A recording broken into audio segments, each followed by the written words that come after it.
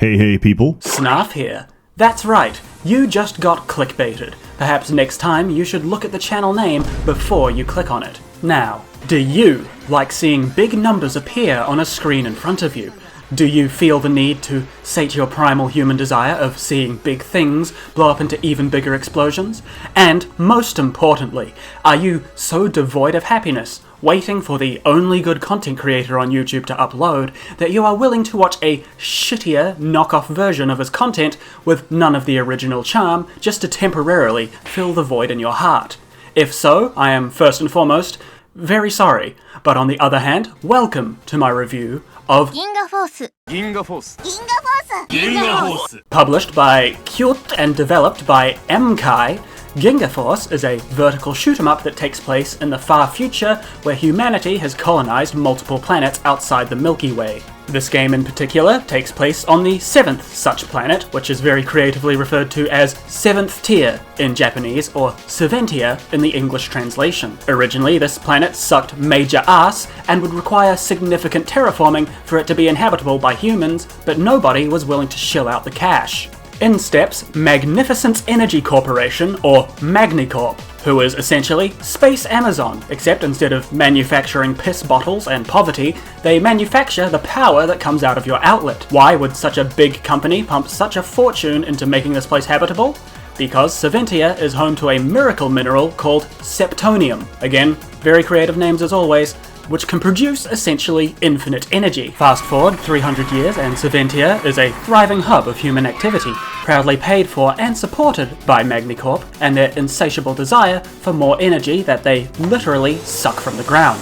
There exists one slight problem, however. Since Magnicorp was the only group that had anything to do with the colonization of Seventia, they also became the governing entity of the whole planet. This, of course, is not a good thing. Imagine living in a dystopia where the government doesn't actually exist to protect its citizens and instead only exists to serve corporate interests. How messed up would that be? Fortunately, the people of Seventia are in safe hands. Not because Magnicorp is trustworthy, fuck no, but because the Earth Federation stepped in and said, hey, you can't get too crazy over here. You need to stay in your lane. How do they enforce this? By employing a superpowered surveillance AI called Specia that watches and reports on all activities taken by Magnicorp. In this game, we play as the ship Hound 1, piloted by Alex Heatburn, a completely illiterate dumbass who somehow, coincidentally, ended up getting the highest scores in the training simulator. And of course, his co-pilot, Margaret Whitetail, who exists to make cute noises and to tell you shit that you already know.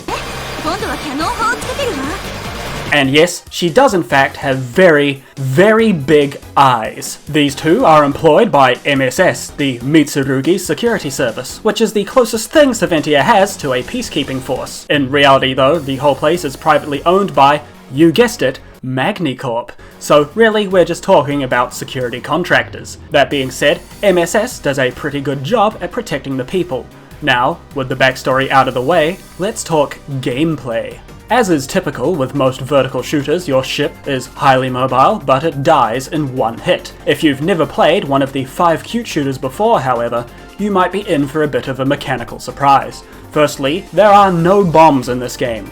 Instead, your ship has a front-facing shield that slows and destroys projectiles at the cost of depleting its energy, which recharges when not in use. Different bullet types are stronger than others and will require longer exposure to the shield to fully break, and other types are completely immune to shields entirely. Additionally, your ship has a primary and secondary weapon system. Both of these can be fired independently of each other and even simultaneously, but they also both have a charge of their own which will decrease the power of your shot the lower it gets. It depletes deceptively fast, but destroying enemies drops energy cores that your ship can absorb to replenish your weapons. Oh, my power! I need more bullets! I need more bullets! I need more bullets! I need more bullets! Bigger weapons! This is a pretty good system because it means you can't just mindlessly hold down the attack buttons if you want to win. You'll have to make sure you're aiming accurately so as to not waste your energy, and you'll have to use your shield and piloting skills to move to collect energy as it drops. Notice how I said you have a primary and secondary weapon, yet I didn't specify what exactly they do. That is because they are all interchangeable with many different variations that you purchase from the store. This includes such things as machine guns to lasers, phasing blasters, rockets, and whatever the fuck this is. You can even make the Eschatos ship from Cute's previous game, Eschatos, which, if you've seen my other content on this channel, you will know I am quite fond of, to say the least. Of course, you have to unlock these weapons by completing missions, so you can't just grind out overpowered stuff from the beginning. Additionally, your special shield comes in multiple variations too. The counter shield absorbs incoming fire, then shoots it back based on the amount of fire you absorbed with it.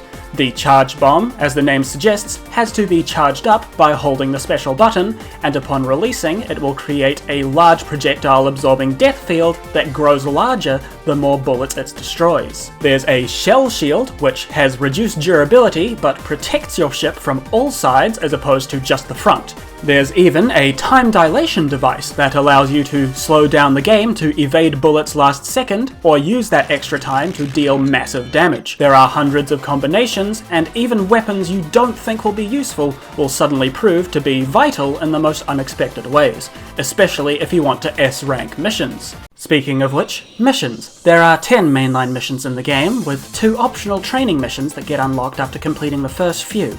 10 may not sound like a whole lot, but they are properly long. Your score in levels is determined by a few things. Obviously, the amount of enemies you turn into shrapnel is one factor, but most levels also have additional objectives to meet. For instance, in level 2 you have to damage security bots just enough to make them turn blue, but destroying them outright yields no points at all. Also, all of the bosses in this game have multiple different parts to them, which can be damaged and destroyed separately to the main hull.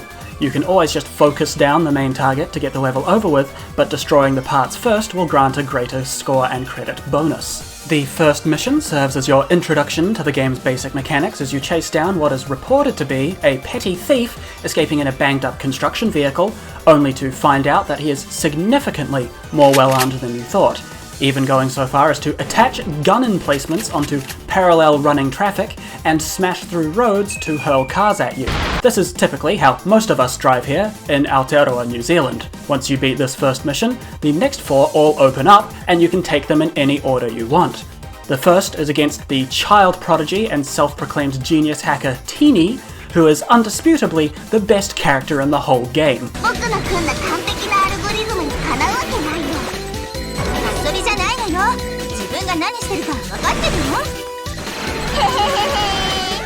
So great, in fact, that she even has her own unlockable ship colour. You are chasing after her because she somehow, despite being 11 years old, has obtained a gigantic ship with optic camouflage and is siphoning all the data from a supercomputer the size of a city. In order to stop her, you have to disable her cloaking device by unhacking the security bots I mentioned earlier, by pulling out the old abusive stepfather routine and beat them until they listen. Only instead of a belt, you use military-grade plasma rifles because these children have evolved protective anti-belt armor. Speaking of child abuse, after taking care of the stealth shield, we have one more infant that must be taught a lesson. Her fight is pretty cool, and I like how fast she moves around the screen, but at the end of the day we are playing as the police. You don't actually kill her, but you do put her in prison. And when you consider that she is again 11 years old, you start to wonder if putting her in prison is really sparing her. In case you're wondering what kind of people she has to share a cell with, the next mission has you arrest the Unabomber. Garner Freeman has a personal vendetta against Magnicorp and is committing industrial sabotage. Does she blow up their power plants or take out high-ranking officials of the company? No. Rather than be based, she decides to launch missiles at a public water intake facility that the whole planet needs to survive. Over the course of this mission, she launches 2 different missiles at 2 different plants. You only have a limited amount of time to shoot down each one to claim the score bonus, but destroying them isn't actually mandatory, as you'll get to the boss fight either way. Her ship isn't really that flashy or memorable, but it has a constant presence throughout the level that bombards you with rockets at every opportunity. How was she able to get her hands on such powerful weapons, you might ask? Perhaps it has something to do with the guy from the next level, Saram. Saram is a weapons smuggler who provides munitions to anyone willing to pay, so he initially assumes that Alex and Margaret are there to pimp out their ride. He then quickly finds out that he's had the cops unleashed on him, which surprises him considering he claims his biggest clientele for his illegal business is the top brass of Magnacorp itself. When he finds out that he's been betrayed, he unleashes the full power of his mega carrier on you. Unlike the previous levels, Saram is a constant threat, and the level revolves around his absurdly huge ship. It has many separate components that have a very high amount of health, but managing to take them out is a huge bonus since his ship is always on screen, and that part will stay destroyed for the whole remainder of the mission. He also has some very advanced mini-boss type enemies that he releases that can catch you off guard with their deceptively large barrages. If you're new to vertical shooters, this will probably be where you get stuck for a while, but it gives you ample time to collect your funds and purchase new weapons and parts. Now would probably be a good time to mention the life system in this game. You start every stage with 3 spare ships, which if you're new to the game is most certainly not a lot. However, Ginga Force, and all cute shooters for that matter, have a total score mechanic. After killing enough enemies, you will be rewarded with an which provides you with a single extra ship during the stage, and a permanent +1 ship each time you start that level. You can get up to 30 extra ships on any single mission, meaning that no matter how terrible you may be, you will be rewarded for your perseverance. I like this mechanic because as you gain more lives, your skill at the game will naturally increase anyway. This way, when you finally beat the level, you'll have just enough lives to barely scrape through, and it's a very rewarding feeling to beat a level with no lives remaining. Anyways, so far in the game we have taken out a burglar, a hacker, a terrorist, and an arms dealer. What could the next culprit possibly be? A scammer? A hostage taker? Nope. You dive deep into the Septonium mines of Saventia to capture an old man who escaped from the retirement home. Genzo is probably the best character in the whole game next to Teeny because he is actually just fucking nuts. He is the only person in the mine because nobody wants to work with him, but it doesn't matter because he loves his job so much that he doesn't want to share it.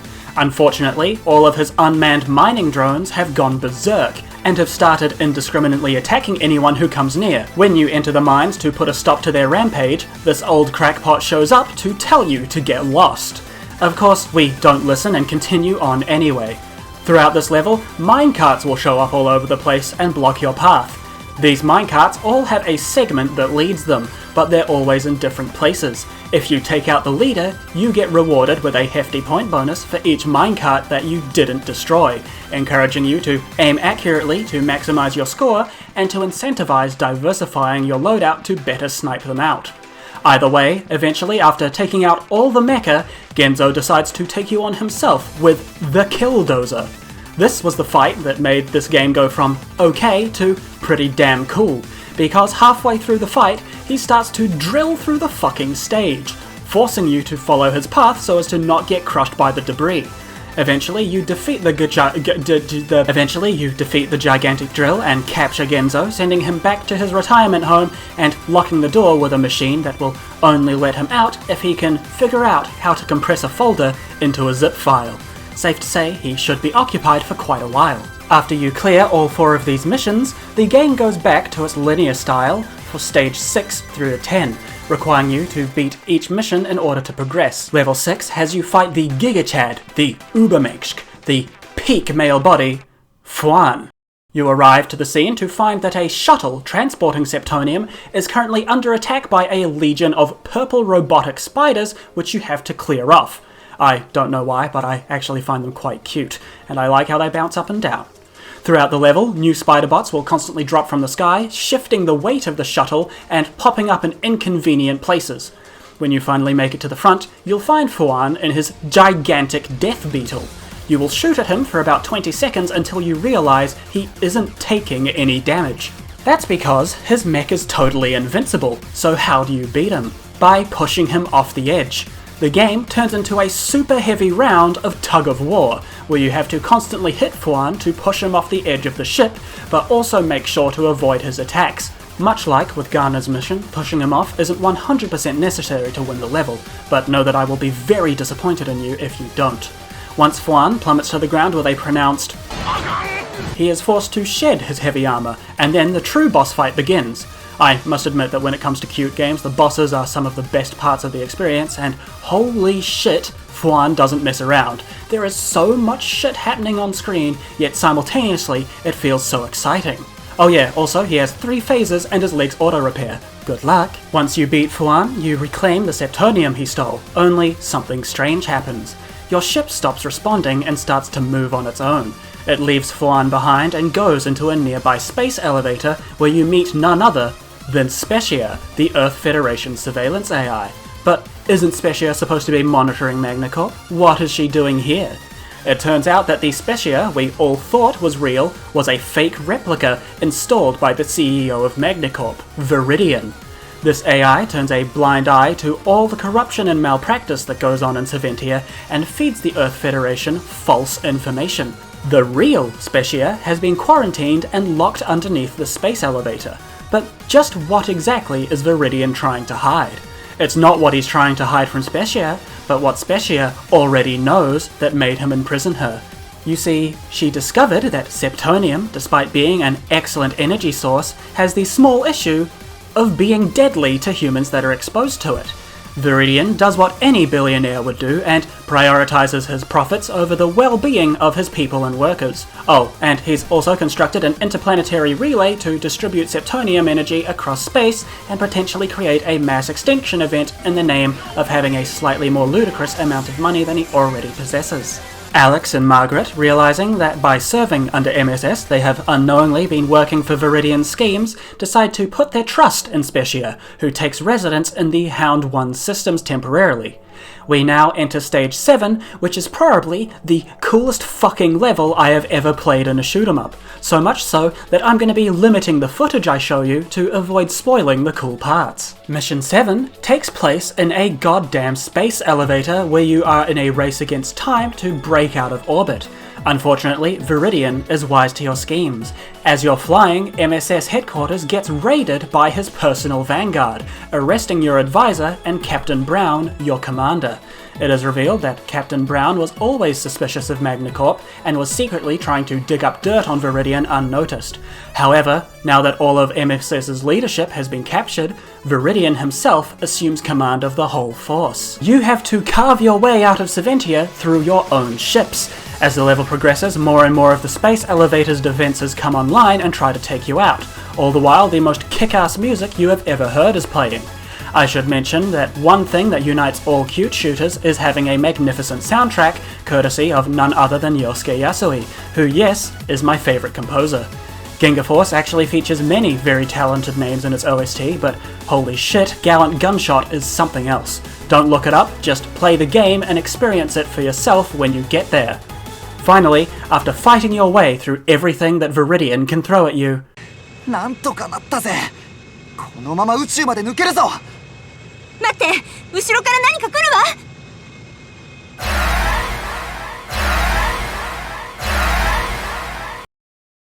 What exactly is approaching from behind?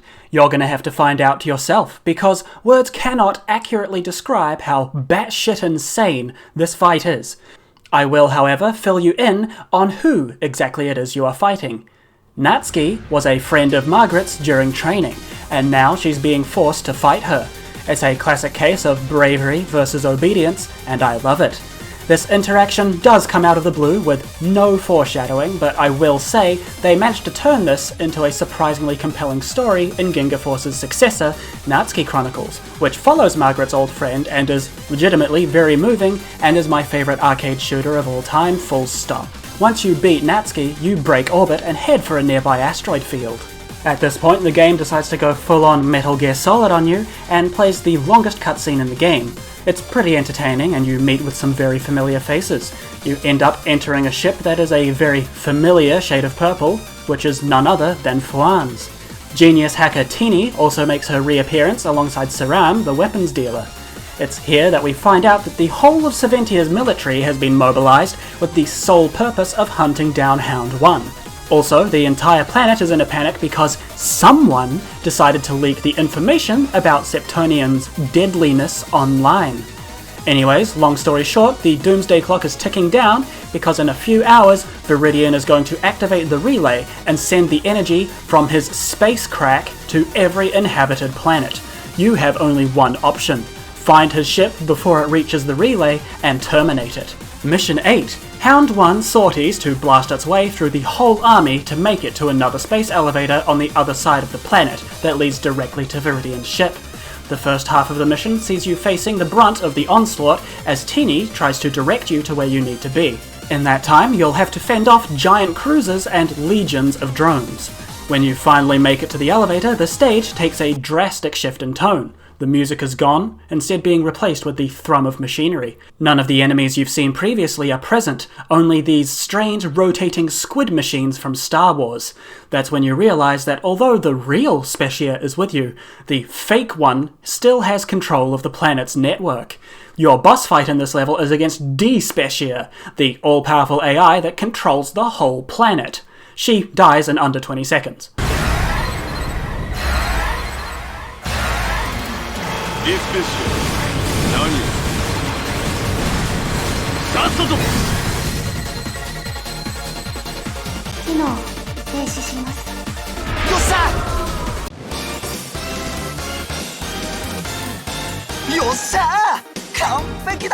Having made your way past Specia, Hound 1 emerges into the containment chamber for Viridian's battlecruiser, but it's already prepped for takeoff and is making its way up to the space elevator.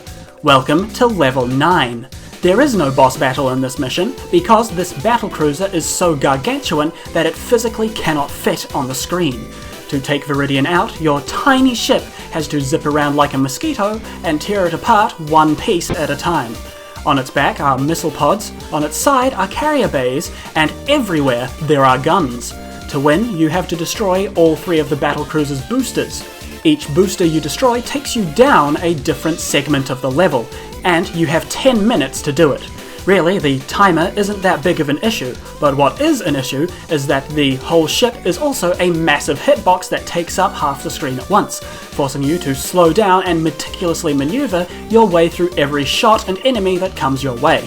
This is probably the most difficult mission in the game, but I'll give you a hint. The web blasters and the hedgehog are great for shredding through the destroyable parts. When the Goliath finally falls, Alex and Margaret breathe a sigh of relief. At last, Viridian's plan has been thwarted, and Saventia can rest peacefully. But then they remember something.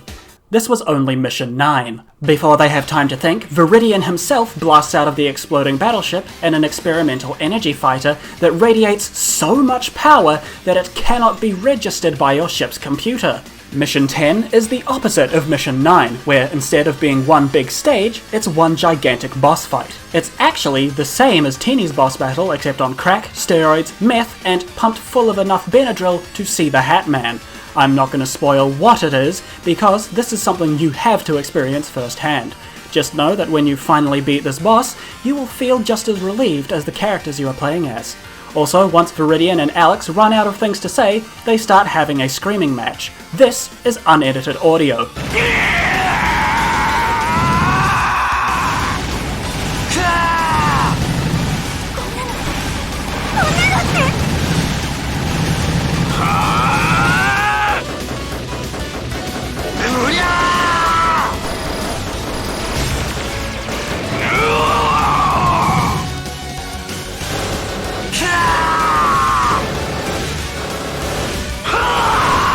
This is also a part of the experience. Don't you dare turn down the voices. Face your trials like a man. If you aren't a man, you will be after this level kicks your ass. Jokes aside, Viridian is possibly the most hype I have ever been for a shoot-'em-up boss, and it definitely helps that Sir Yosuke Yasui himself composed the theme for this fight. Again, don't look it up, you have to hear it in-game first. The reason I am so adamant about this is because I actually bought this game after finding its OST on YouTube, and despite spoiling the music for myself before I bought the game, I still got incredibly hyped up from it when I finally played it. I want you to experience it without any spoilers, because if I loved it with spoilers, then I'm sure it'll be simply astounding without them. In fact, let's talk about some of the other aspects of this game. First and foremost, yes, the music is incredible. From the second you turn on the game to the second the credits roll. You know what? Let's play a little game here. I'm going to play a clip of a song from this game, and you have to guess where in Ginga Force it plays. Round 1.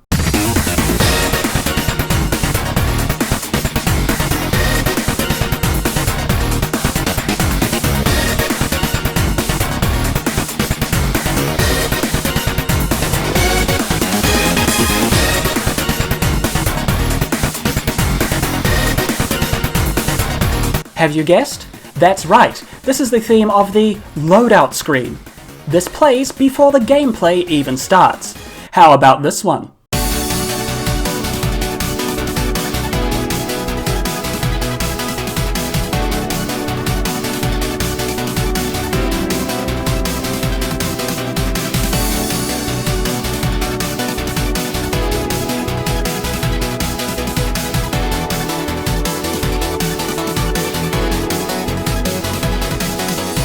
Yep, that's right. This is the cutscene music. Again, not even a part of the main game. The caliber of the OST is incredibly high, and that's a trait that has been carried on from Eschatos through to Ginga Force and continued on into Natsuki Chronicles. I have the entire soundtracks for all of these games downloaded onto every device I own. One thing you may have noticed is that the artwork for this game isn't exactly the highest quality. Don't get me wrong, it is leagues better than anything I could hope to achieve, but the untrained eye might say it could be better. My response to that is that I find the art style very endearing. This game didn't exactly have the biggest budget, and I find that small snusk marks make me appreciate the product even more than I would if it was polished. The 3D modelling, however, I must say, is a huge step up from Eschatos. Again, Eschatos is iconic, but the designs in this game are much nicer to look at. Not only that, but you guessed it, every aspect of the artwork and modelling gets even better in Natsuki Chronicles. That isn't to say I don't have any criticisms for the game, however. Firstly, I need to address the common pitfall of many Japanese games, and that the characters do not know how to shut the fuck up. That's not too much of a complaint given I can tune the voices out, but I do have another voice-related issue. The game has an English translation for you to read in the dialogue box in the top right of the screen. But one thing that you might have noticed is that this game is a danmaku shooter. Typically, it is quite difficult to dodge raindrops and read dialogue at the same time. Some may call this sacrilege, but I think this is an instance where a game would greatly benefit from having an English voiceover. I've just about had enough of your fucking bullshit, you fat ugly bitch. Bring it! As it stands, the only way to really experience all the dialogue in the game is to either get good enough so that you can read and play simultaneously, or just play the game on easy mode and wait out the boss fights so you can hear what they have to say. I'd also like to point out that the game really doesn't need two protagonists. They both fulfill more or less the same purpose, so I think a lot of time and dialogue could have been saved by only opting to have one. Personally, I'd prefer Margaret to be the protagonist, as she appears in most of the promotional art, has a more iconic design, and just overall seems to be the more titular character. Outside of that, I don't really have too many complaints. Something that I'm sure is on your mind as a viewer is that I am clearly emulating, ripping off, Seth's style of video. Yet he often promotes games that you can play for hundreds of hours, whereas I'm reviewing a game that will barely last more than 10.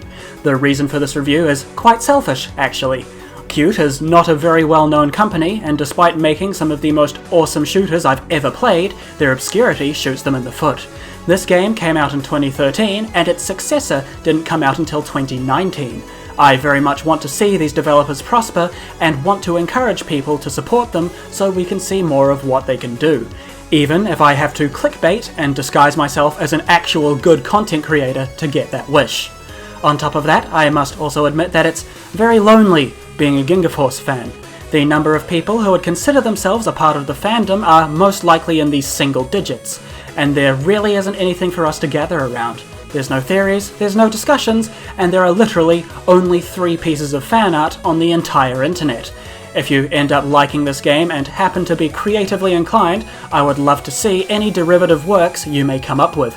My Twitter is here, please tag me if you make anything. I never check it because that website is total dog shit, but also, that's where all the artists are, so I don't really have much of a choice. If I'm being totally honest, the main reason I'm so adamant about fan art is that I really Want to see a picture of Margaret and Natsuki kissing, and if you played Ginga Force and Natsuki Chronicles, you would understand exactly why I require the stream to be made a reality.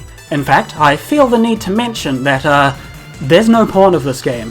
As long as that remains the case, that means Rule 34 is false. So if there are any NSFW artists who feel like doing their part and contributing to internet history, your work would very much be appreciated.